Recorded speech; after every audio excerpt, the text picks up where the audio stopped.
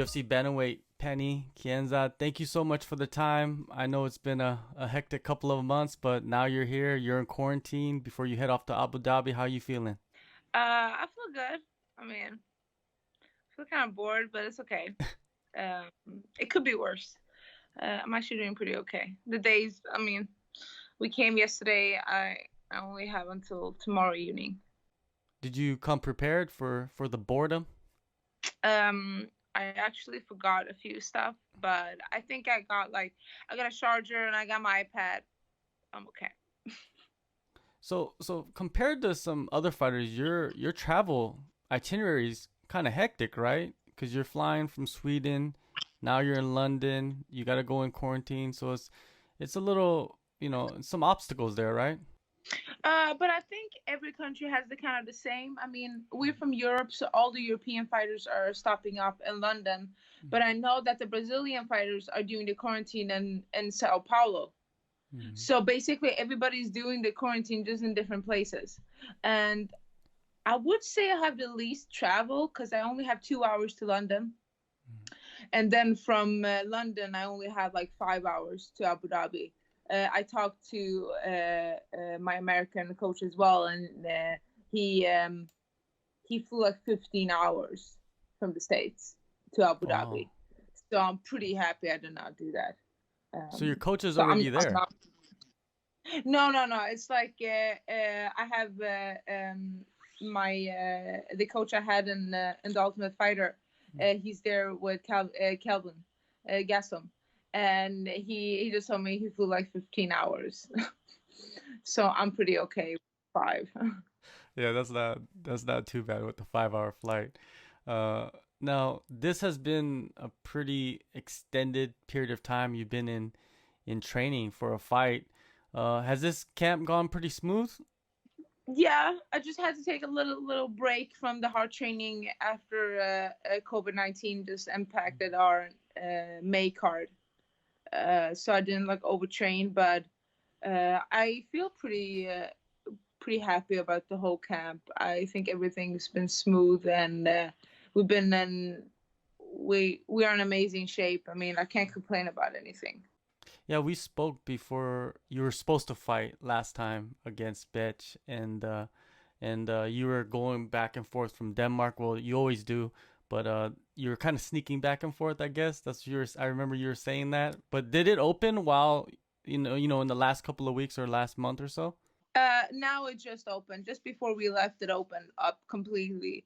But the thing is that you can only go to Denmark if you're working. But this is my job, and I had I brought my papers and stuff with me. So um, I know a lot of people were not really happy about me doing it. People that are not doing MMA, but that makes sense because we don't have the same job, you know. It's basically there are a lot of people around here saying you can't do that, you can't go train, you can't do that, but maybe they're working in the cashier.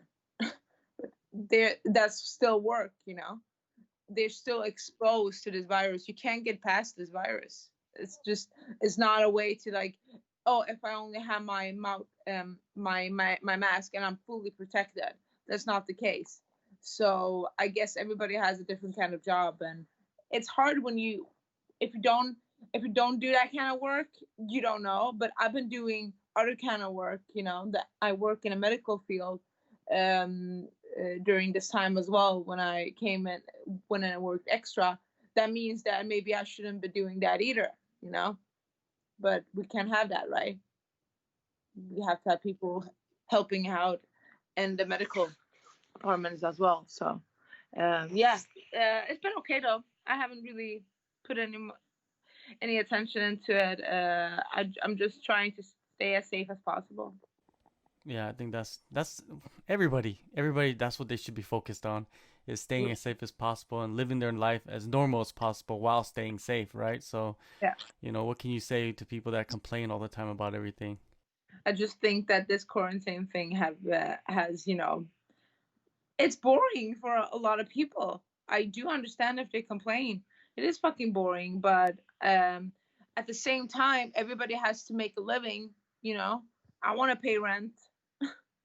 I need to get food, so stuff like that. So we're on in the same boat, but just because MMA isn't, maybe a lot of people just see it as a hobby. I had this conversation at the border with a lot of police officers, you know, every day they're saying, okay, but this is training. I'm like, yeah, but I'm doing work exactly as you are, interviewing me. I have to go do work, so that's my argument about it. Yeah, yeah. I guess perception is different from all points of view. You know what I Yeah. mean? You gotta change minds. That's what you're there for. Change those minds, right? Now, I saw you did some cross training before in the past couple of weeks, right? You went to another location, Cross training, help me. You mean like I'm another training at gym. another gym? Yeah. Oh yeah, I've been getting some great sparring and helping another fighter to get sparring on a flyweight here in Sweden. She's actually on her way now to Brave to fight on Mm. Monday.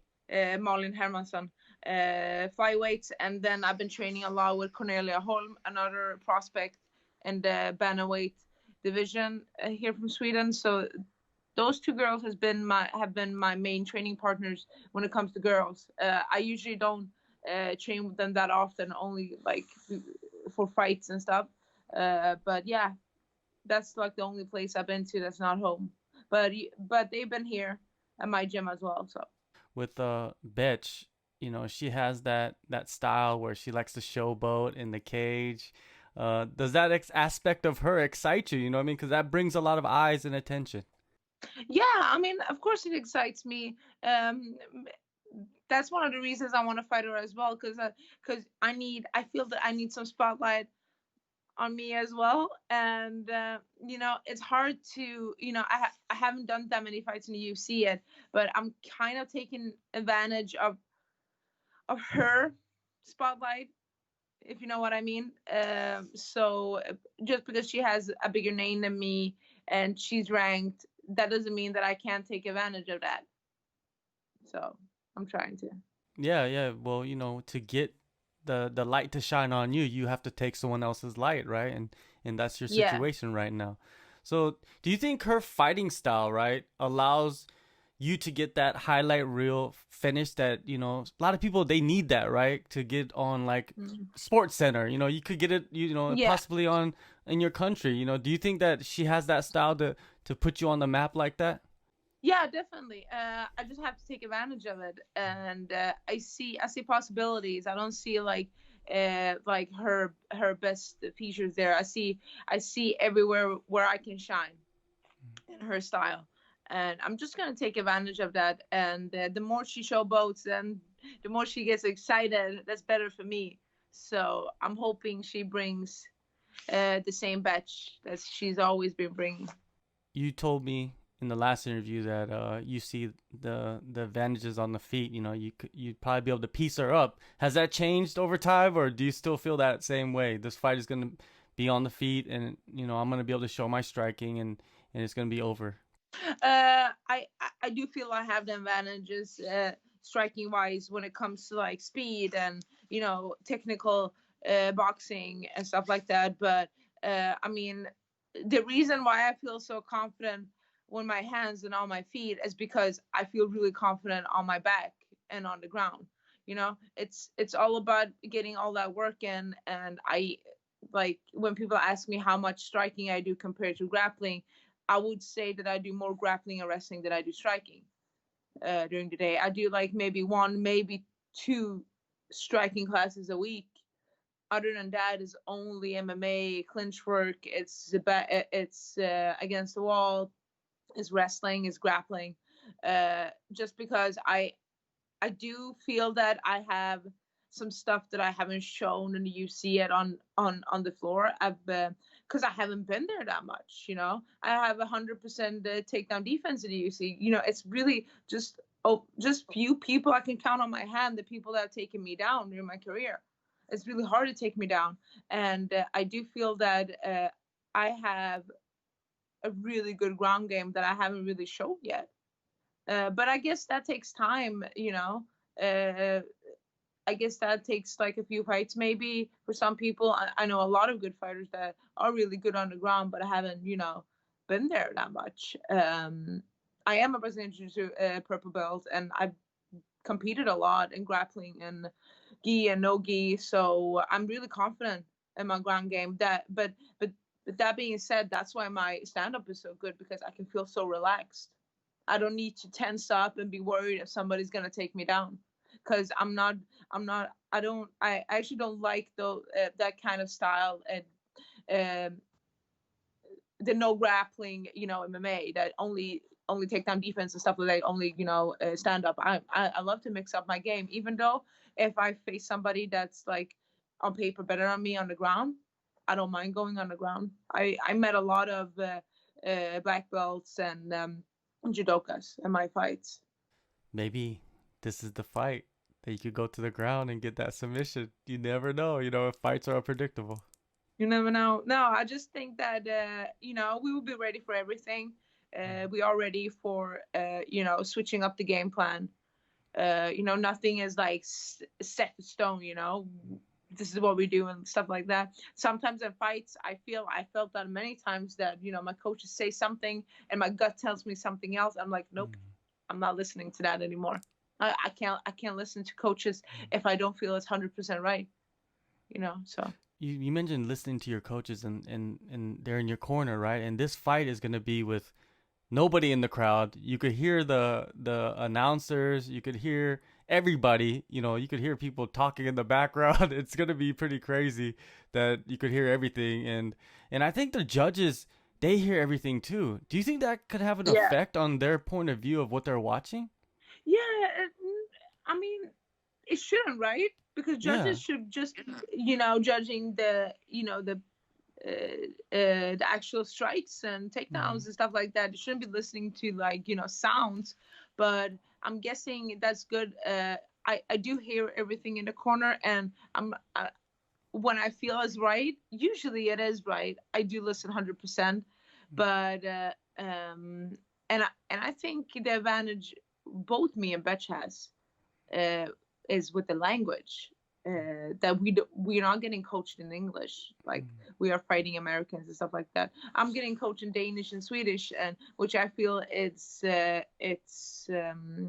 big positive thing, because even though if it's something exciting happens, if they're really happy, I don't think she can tell. It's like the Danish language isn't really, it's not like the Portuguese where, something goes good, it, when they scream and, stuff like that. So I'm going to take advantage of that, and, of the silent, crowd. There's no crowd. But I like that. I mean, I didn't mind it in tough. I thought it was pretty nice. I could hear everything. Felt like I was sparring. That's great. Well, July 25th, UFC Fight Island, kind of Fight Island, Abu Dhabi. It's gonna be good to see you back in the cage, and yes. We've talked twice since your last fight, and I'm excited to see you back in there. Thank you so much for the time. Thank you so much for your help. Okay, bye.